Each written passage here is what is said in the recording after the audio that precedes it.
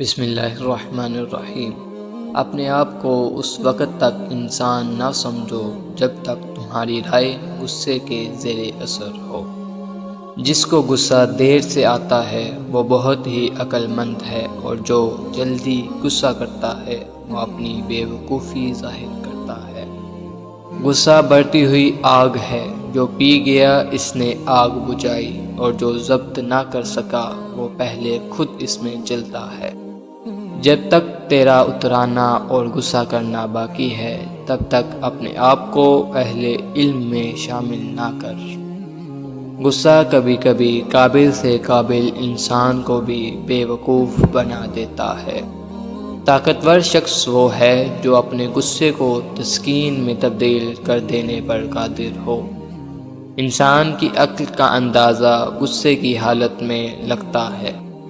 کسی کی دوستی کو آزمانا ہو تو اسے غصے میں لا کر آزماؤ، غصے میں کہی اس کی ہر بات حقیقت ہوگی۔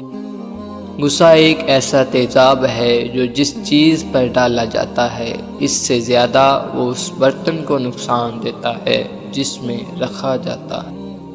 غصہ ہمیشہ تنہا آتا ہے، مگر جاتے ہوئے اپنے ساتھ عقل، اخلاق اور شخصیت کی خوبصورتی کو لے جاتا ہے۔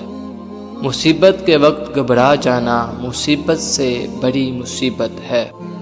غصے کے بجائے مسکرانے والا ہمیشہ مضبوط سمجھا جاتا ہے۔ غصے کی مقدار بات چیت میں اتنی ہی ہونی چاہیے جیسے کھانے میں نمک۔ طنز اینک کی مانند ہے جس کے ذریعے اپنے چہرے کے سوا ہر چیز نظر آتی ہے۔ غصہ ہمیشہ حماقت سے شروع ہوتا ہے اور ندامت پر ختم۔ خاموشی دانشمندی کی علامت تو ہے، لیکن کبھی کبھی اس سے حماقت کا ثبوت بھی ملتا ہے۔ غصہ کرنے والا بہت جلد اپنے آپ کو بے وقوف بنا دیتا ہے۔